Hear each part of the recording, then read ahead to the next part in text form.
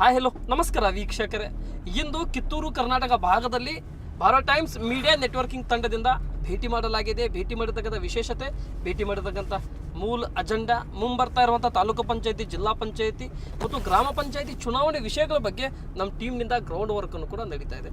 Ground ವರ್ಕನ್ನು ನಡೀತಾರಂಥ ಉದ್ದೇಶ, ground ವರ್ಕನ್ನು ನಡೀತಾರಂಥ ಮೂಲ agenda, ಮುಂಬರ್ತಾ ಇರುವಂಥ ಸ್ಥಳೀಯ ಸಂಸ್ಥೆ ಚುನಾವಣೆ ವಿಷಯದಲ್ಲಿ ಇಂದು ಭೇಟಿ ಕೊಟ್ಟಿರ್ತಕ್ಕಂಥ ಕ್ಷೇತ್ರ ಕಿತ್ತೂರು ಕರ್ನಾಟಕ ಭಾಗದ ಧಾರವಾಡ ಜಿಲ್ಲೆಯ ಅಣ್ಣಿಗಿರಿ ತಾಲೂಕಿನ ನವಲಗುಂದ ವಿಧಾನಸಭಾ ಕ್ಷೇತ್ರ ವ್ಯಾಪ್ತಿಯಲ್ಲಿ ಬರುವಂಥ ನಲವಡಿ ಜಿಲ್ಲಾ ಪಂಚಾಯತಿ ಕ್ಷೇತ್ರದ ಮತ್ತು ನಲವಡಿ ಗ್ರಾಮ ಪಂಚಾಯತಿ ವ್ಯಾಪ್ತಿಯಲ್ಲಿ ಸದಸ್ಯರವಾಗಿ ಮಣಕವಾಡ ಅನ್ನುವಂಥ ಕ್ಷೇತ್ರ ಏನಿದೆ, ಒಂದು ಪ್ರಸಿದ್ಧವಾಗಿರ್ತಕ್ಕಂಥ ಕ್ಷೇತ್ರ.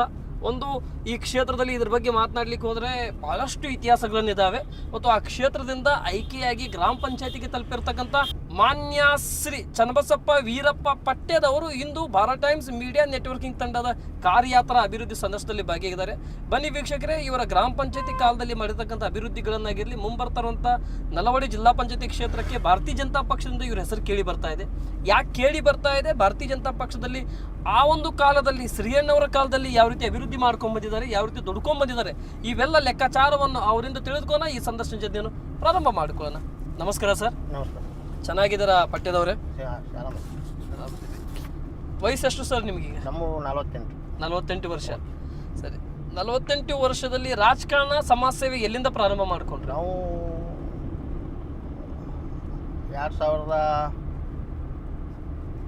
1998ರಿಂದ ಶುರು ಐತಿ. 1998ರಿಂದ? ಹಾಗಾದ್ರೆ 28 ವರ್ಷ ಆಯ್ತು ನೀವು ರಾಜಕಾರಣ ಪ್ರಾರಂಭ, ಸಮಾಜ ಸೇವೆ ಪ್ರಾರಂಭ. ಅಂದ್ರೆ ನಮ್ಮ ಬ್ರದರ್ ಒಬ್ರು ಬಿಜೆಪಿ ಪಾರ್ಟಿಯಿಂದ ತಾಲೂಕ್ ಪಂಚಾಯತಿ ನಿಂತಿದ್ರು. ಅದ್ಲಿಂದ ಬಸವರಾಜ್ ಕೊಂಡಿಕೊಪ್ಪ ಅಂತಿ, ಅವ್ರಲಿಂದ ನಮ್ಮ ಬ್ರದರ್ ಅವ್ರಲಿಂದ ನಾವು ಬಿಜೆಪಿ ಪಾರ್ಟಿಗಿಂದ ಫಿಕ್ಸ್ ಆದ್ರಿ. ಯಾವ್ಯಾವ ಕೆಲಸಗಳನ್ನು ಮಾಡ್ತಾ ಇಲ್ಲಿವರೆಗೆ ತಲುಪಿದ್ರಿ? ನಾವು ಮೊದಲಿಗೆ ಗ್ರಾಮ ಪಂಚಾಯತಿ ಮೆಂಬರ್ ಆದ್ವಿ 5 ವರ್ಷ. ಆಮೇಲಿಂದ ಈಗ ಇದನ್ನ ಕೇಳ್ಬೇಕಂತ ವಿಚಾರ ಇತ್ತು. ಗ್ರಾಮ ಪಂಚಾಯತಿ ಸದಸ್ಯರಾದ್ಮೇಲೆ ತಾವು ಯಾವ್ಯಾವ ಕೆಲಸವನ್ನು ಮಣಕವಾಡ ಕ್ಷೇತ್ರಕ್ಕೆ ತರೋದ್ರಲ್ಲಿ ಯಶಸ್ಸನ್ನು ಆದ್ರಿ? ನಾವು ಶಾಲೆಗೆ ಕಾಂಪೌಂಡ್ ಕಟ್ಸೀನಿ, ಊರ್ ಒಳಗೆ ಸಿಸಿ ರೋಡ್ ಮಾಡ್ಸೀನಿ, ಚಂಬರ್ ಮಾಡ್ಸೀನಿ. ಗೊತ್ತಾಗಿ ನಾನ ನಿಂತಾದ್ರೂ ಕಡೆಗೆ ಚಂಬರ್ ಆದ್ರೂ ಬದನಿ. ಗಟ್ರಗಳನ್ನು ನೀವೇ ಬೆಳೆದಿರಿ? ನಾವು ಬದನಿ. ಗಟ್ರ ಬಂದೈತು, ಚಂಬರ್ ಬಂದೈತ್ರಿ? ಚಂಬರ ಬಂದ, ಒಳಚರಂಡಿನ ಬಂದ. ಹೆಂಗ್ ಪ್ರಯತ್ನ ಪಟ್ರಿ? ಒಂದು ಗ್ರಾಮ ಪಂಚಾಯತಿ ವ್ಯಾಪ್ತಿಯಲ್ಲಿ ಗ್ರಾಮಕ್ಕೆ ಸಿಗೋದಿಲ್ಲ ಮತ್ತೆ ಈಗ ನಿಮ್ಮ ಒಂದು ವಾರ್ಡ್ ಗ್ರಾಮ ಇದು, ಇದಕ್ಕೆ ಹೆಂಗ್ ಸಿಕ್ತ್ರಿ? ಇದು ವಾರ್ಡ್ ಗ್ರಾಮ ಅಂದ್ರು ಎಲ್ಲರೂ ಕೂಡಿ ನಾನ ಒಬ್ಬ ಬಾಳ ಕೆಲಸ ಮಾಡಕಂದ್ರೆ ನನ್ನ ಬಾಳ ನಮ್ಮ ಊರೊಳಗೆ ಕೇಳಿದ್ರು ಎಲ್ಲರೂ ನನ್ನ ಹೆಸರೇ ಹೇಳ್ತಾರೆ. ಹಿಂಗ ಪಟ್ಟೆದಾರ ಸಾವುಕಾರ ಕರ್ರಿ ಮಾಡಿಸ್ರಿ, ಅವ್ರ ಕಡೆದ ಕೆಲಸ ಶುರು ಮಾಡ್ತಾರೆ ಅಂತ ಎಲ್ಲರೂ ಹೇಳ್ತಾರೆ.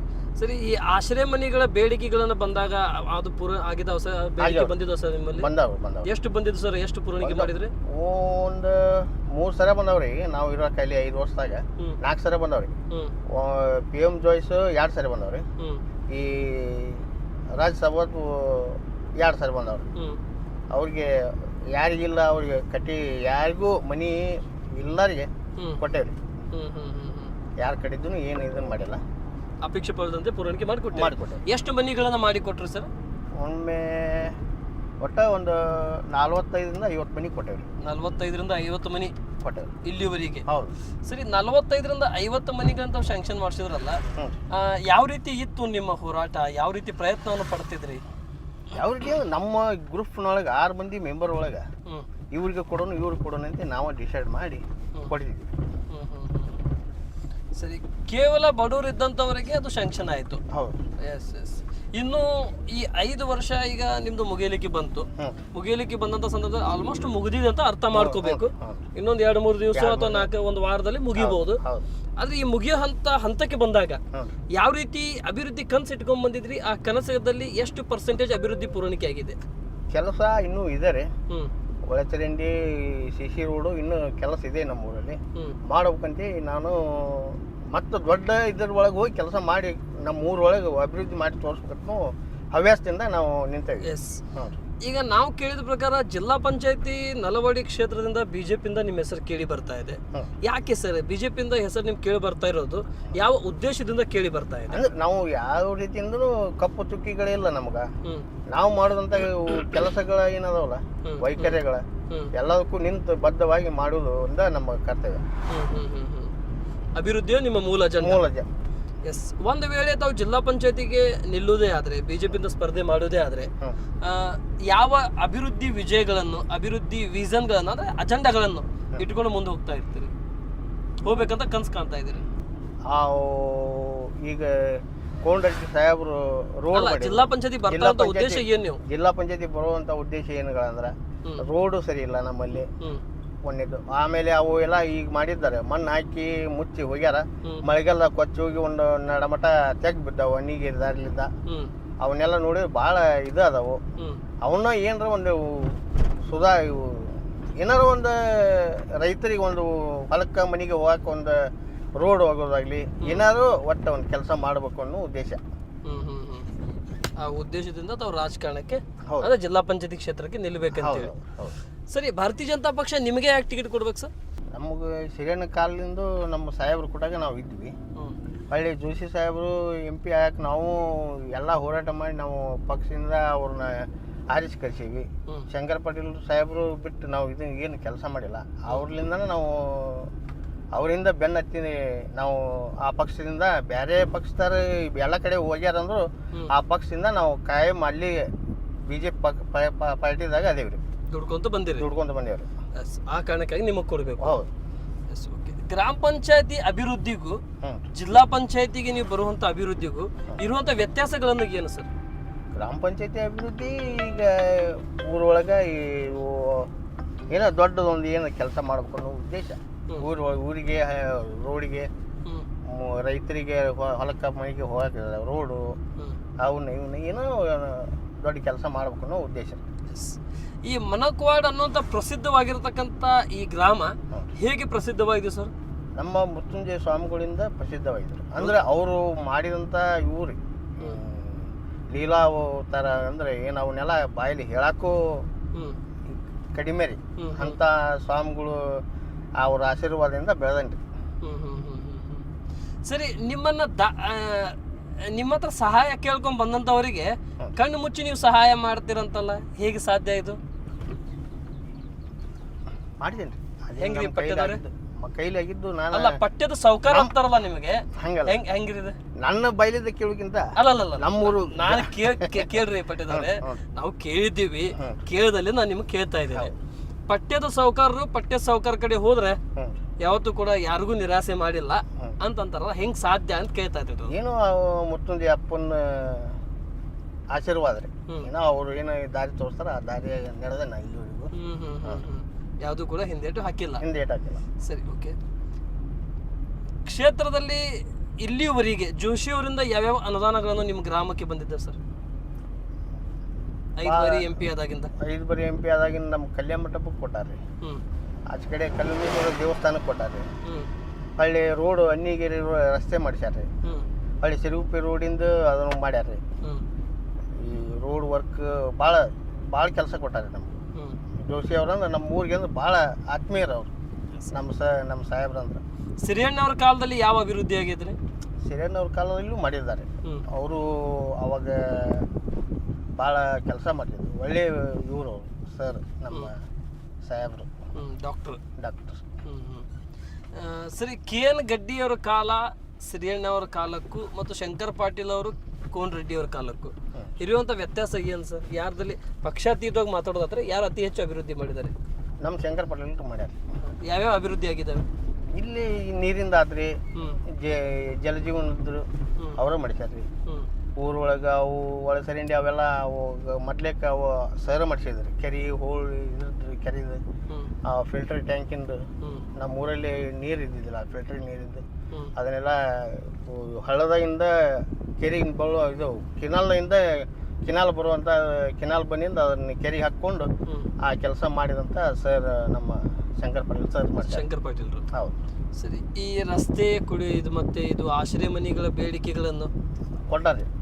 ಶಂಕರ್ ಪಾಟೀಲ್ ಕೊಟ್ಟಾರ, ಅವ್ರಿಂದ ಕೊಟ್ಟಾರ, ಅವರಿಂದ ಆಗಿದ್ದು ಭಾಳ. ಹ್ಞೂ ರೀ, ನಾವೆಲ್ಲ ಹೋಗಿ ಕೇಳೋಕೆ ಕೊಡ್ತಿದ್ರು ಮನಿ, 50-20 ಮನಿ ಹಾಕಿಸಿ ಕೊಡ್ತಿದ್ರು. ಅವರಿಂದನೇ ಆಗಿದ್ದು. ಆಗಿದ್ದು. ಸರಿ, ಈಗ ಕೋನ್ ರೆಡ್ಡಿ ಅವ್ರು ಬಂದಾಗಿಂದ ಏನು ಅಭಿವೃದ್ಧಿ ಆಗಿದೆ ಸರ್? ನಮಗಂತಿ ಏನಿಲ್ಲ ಸರ್.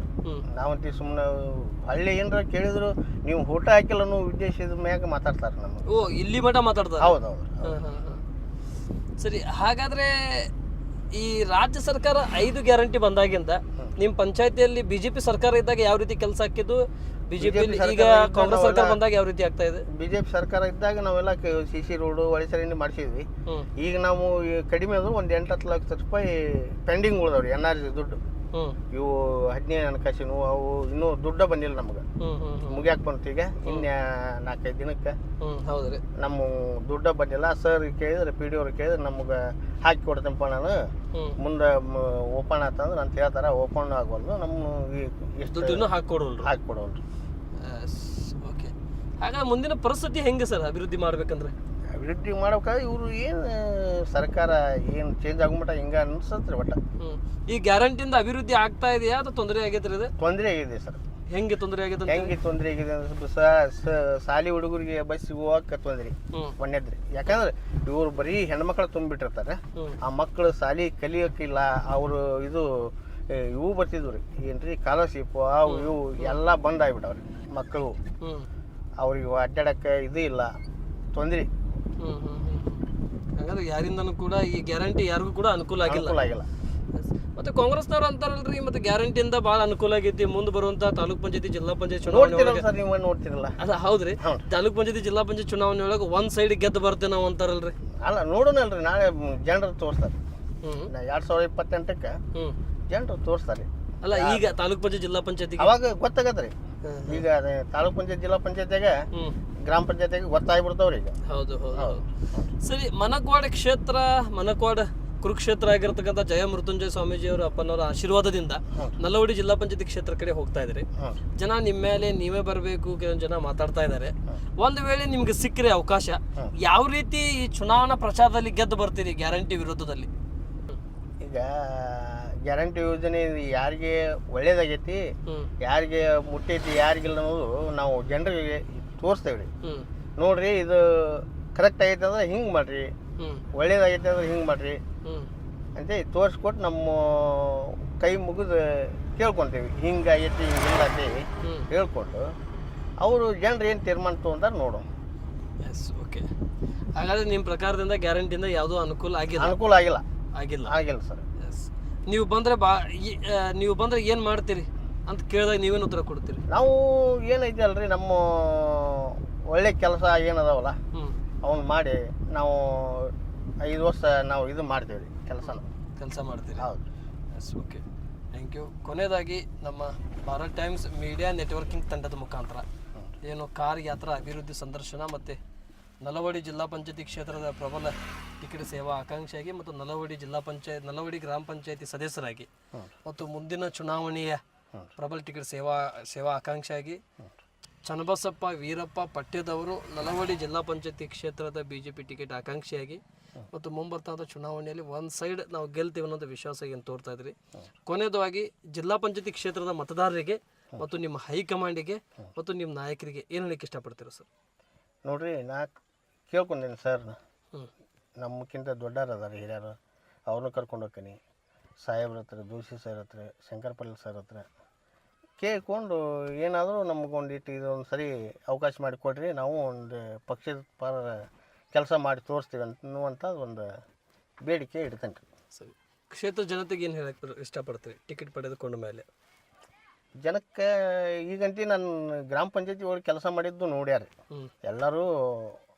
ಎಲ್ಲ ನಾವು ಹೇಳೋಕ್ಕಿಂತ ಜನರು ಹೇಳ್ತಾರೆ ಯಾಕೆ ಹೆಂಗೆ ಕೆಲಸ ಮಾಡ್ಯಾನ ಪಟ್ಯದ ಅನ್ನೋದು ಎಲ್ಲರಿಗೆ ಬರ್ತೈತಿ. ಆ ಪ್ರಕಾರ ಮುಂದಾದರೂ ಅಷ್ಟು ಹಳ್ಳಿಗೂ ಹೇಳ್ತಾರೆ. ನನ್ನಿಂದ ಏನಾಗಲ್ಲ, ಜನರಿಂದ ಹಿರಿಯರು, ನಮ್ಮ ಸಾಹೇಬರು ಎಲ್ಲರೂ ಕೂಡಿ ಏನು ಹೇಳ್ತಾರೆ ದಾರಿ ಉಂಟ ಹೋಗ್ಕೊಂಡ್ರಿ. ಥ್ಯಾಂಕ್ ಯು, ತುಂಬ ಧನ್ಯವಾದಗಳು. ಹಾಗಾದರೆ ಹಿರಿಯರು, ಕ್ಷೇತ್ರದ ಮತದಾರರು ಮತ್ತು ಮನಕ್ವಾಡ ಅಜ್ಜನವರ ಆಶೀರ್ವಾದದಿಂದ ನಾವು ಮುಂದೆ ಹೋಗೋದಂತ ಹೇಳ್ತಾ ಇದ್ರಿ. ಆ ಭಗವಂತ ನಿಮಗೆ ಒಳ್ಳೆಯದನ್ನು ಮಾಡಲಿ ಮತ್ತು ಮನಕವಾಡ ಕ್ಷೇತ್ರ ಆಗಿರ್ತಕ್ಕಂಥ ಪುಣ್ಯಕ್ಷೇತ್ರ ಆಗಿರ್ತಕ್ಕಂಥ ಜಯಮೃತ್ಯುಂಜಯ ಸ್ವಾಮೀಜಿ ಅಜ್ಜನವರ ಅಪ್ಪನವರ ಆಶೀರ್ವಾದದಿಂದ ನಿಮ್ಮ ಮುಂದೆ ಸಾಗಲಿ. ಆದಷ್ಟು ಬೇಗ ನಿಮಗೊಂದು ಒಳ್ಳೆಯ ಅವಕಾಶ, ಒಳ್ಳೆಯ ಸಮಯ ಬರಲಿ ಅಂತ ಹೇಳ್ತಾ ಇಷ್ಟೊತ್ತಿನವರೆಗೆ ನಮ್ಮ ಜೊತೆ ಮಾತನಾಡೋದಕ್ಕೆ ತುಂಬ ಧನ್ಯವಾದಗಳು. ನಮಸ್ತೆ. Jai Hind sir. Thank you.